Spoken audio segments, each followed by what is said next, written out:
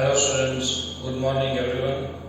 ધોરણ 10 ના ગણિત વિષયમાં આપણે લાસ્ટ લેક્ચરમાં સ્વાધ્યાય 5 સમાંતર શ્રેણી ચાલુ કરી દીધું છે, જેના યાદ રાખો પછી આપણે 5.1 માં ક્વેશ્ચન નંબર બીજો અને ત્રીજો બંને પૂર્ણ કરી લીધા છે. બરાબર. તો હવે આપણે આજે ક્વેશ્ચન 4th સ્ટાર્ટ કરીશું. ક્વેશ્ચન 4th આજે માંડ પૂર્ણ થશે, કેમ કે એક ક્વેશ્ચનમાં 15 જેટલા દાખલા છે. તો એક દાખલો હું તમને એક રીતનો શીખવાડું, પછી એના જેવા દાખલા તમારે ગણવા પડશે. 15 માંથી 10 હું ગણાવી દઈશ, બીજા 5 કે જે સાવ સમાન છે, પેલો ગણ્યો એના જેવો પાંચમો છે, તો સમાન દાખલા તમારે ગણવાના રહેશે. બરાબર. તો ધ્યાન પહોંચાડજો. 5.1 નો ક્વેશ્ચન નંબર 4. નીચેનામાંથી કઈ સમાંતર શ્રેણી છે? આપણે આ શ્રેણી લખેલી આપી છે, ચકાસવાનું છે કે આ શ્રેણી સમાંતર શ્રેણી છે કે નહીં. ક્વેશ્ચન માર્ક છે, જો. બરાબર. સમાંતર શ્રેણી છે એટલે આપણે ચકાસવાનું છે કે આપેલી શ્રેણી સમાંતર છે કે નહીં. અને જો સમાંતર બનાવે એટલે કે ચકાસ્યા બાદ જો આપેલી શ્રેણી સમાંતર હોય તો એનો સામાન્ય તફાવત d શોધો અને પછીના 3 પદ પણ શોધો. તો સૌથી પહેલા આપણે ચકાસવાનું છે કે આપેલી શ્રેણી સમાંતર શ્રેણી છે કે નહીં. જો સમાંતર હોય તો બે કામ કરવાના છે આપણે. પહેલું, એક તો સામાન્ય તફાવત શોધવાનો છે d, અને પછીના 3 પદ પણ શોધવાના છે. ઓકે. તો ચાલો જોઈએ. તમને બધાને ખ્યાલ છે કે કોઈ પણ શ્રેણી સમાંતર છે કે નહીં એ ખ્યાલ કેમ પડે?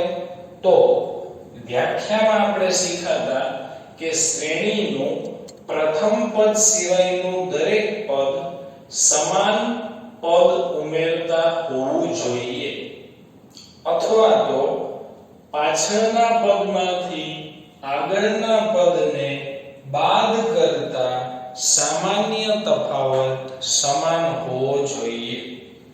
તો તમે સ્પષ્ટ અહીં કહી શકો છો કે આપેલી શ્રેણી સમાંતર નથી, કેમ કે 4 માંથી 2 જાય તો 2, પણ 8 માંથી 4 જાય તો 4 વધે.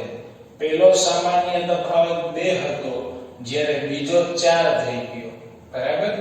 જુઓ, 4 માંથી 2 જાય તો 2, 8 માંથી 4 જાય તો 4, 16 માંથી 8 જાય તો 8. તો સામાન્ય તફાવત અહીં સમાન રહેતો નથી. એટલે જો સામાન્ય તફાવત સમાન ન હોય તો સમાંતર શ્રેણી નથી. તો પ્રશ્નમાં પહેલે જે પૂછ્યું છે કે કઈ શ્રેણી સમાંતર શ્રેણી છે, ચાલો ચકાસીએ. પાછળના પદમાંથી આગળનાને બાદ કરો. સૌથી પહેલા a2 a1, 4 2 બરાબર 2. પછી a3 a2, a1 a2 a3 a4. ખ્યાલ છે. 8 4, આમાં પણ 4 આવે. પછી 16 8, 16 માંથી 8 જાય તો 8 વધે. તો અહીં તમે સ્પષ્ટ એવું જોઈ શકો છો કે બધા પદોનો સામાન્ય તફાવત અલગ અલગ છે. 2 4 8. તો જો ડિફરન્સ સમાન ન મળતો હોય તો તે સમાંતર શ્રેણી નથી. કારણ લખી નાખીએ નાનું કે ભાઈ અહીં પદોનો સામાન્ય તફાવત સમાન રહેતો નથી. બરાબર અહીં પદોનો સામાન્ય તફાવત સમાન નથી એટલા માટે આપેલી શ્રેણી 2 4 6 8 16 ... એ સમાંતર શ્રેણી નથી. ખૂબ સરળ દાખલા છે. બરાબર જો ડિફરન્સ સમાન હોય તો શ્રેણી છે, શ્રેણી હોય તો એ શ્રેણી બનાવે છે. તો એનો ડિફરન્સ પણ શોધો અને પછીના 3 પદ પણ શોધો. બરાબર ચાલો અને હવે નેક્સ્ટ સમ બીજો છે આપણો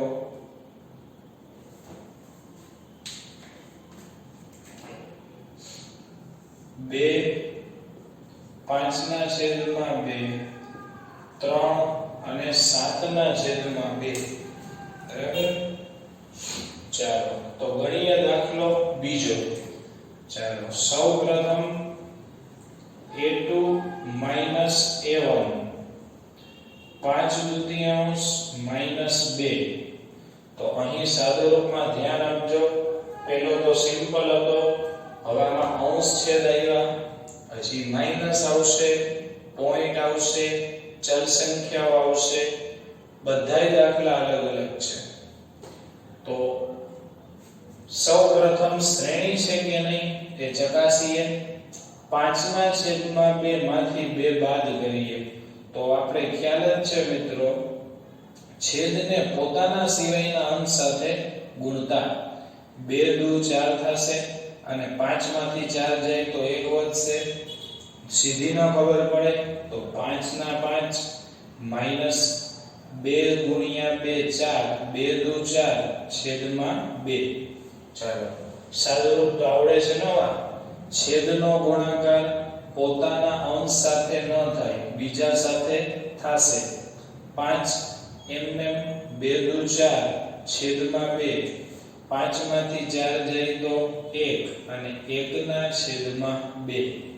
ચાલો તો ડિફરન્સ પહેલો મળે છે 1/2. હવે 3 માંથી આપણે 5/2 ને બાદ કરીએ. બરાબર a3 - a2. ઓકે લખતા ફાવશે ને? આ રીતે લખવાનું તમારે. ત્રીજા પદમાંથી બીજા પદને બાદ કરતા. ચાલો આમાં પણ એ જ રીતે પોતાના સિવાયના અંશ સાથે ગુણી નાખો. 2 તેરી 6 -5 છેદમાં 2. 6 માંથી 5 જાય તો 1 અને 1/2. તો અહીં પણ મિત્રો આન્સર એ જ આવ્યો. હવે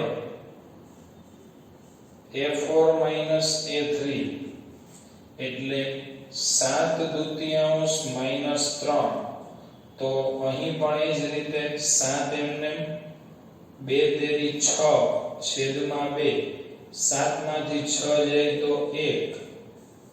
તો આપણે સ્પષ્ટપણે જોઈ શકીએ છીએ કે બધાનો ડિફરન્સ અહીં સમાન મળે છે. બરાબર તો નીચે નોંધ લખી નાખીએ આપણે કે સામાન્ય તફાવત d 1/2 સમાન છે એટલા માટે આપેલી શ્રેણી સમાંતર શ્રેણી છે. અને સ્ટુડન્ટ્સ d શોધ્યા પછી શ્રેણીનો સામાન્ય તફાવત સમાન મળી ગયો એ તો બરાબર, પણ સામાન્ય તફાવત શોધ્યા પછી આપણે નવા 3 પદ પણ શોધવાના છે. બરાબર તો શ્રેણીના બીજા 3 પદ આપણે શોધવાના છે.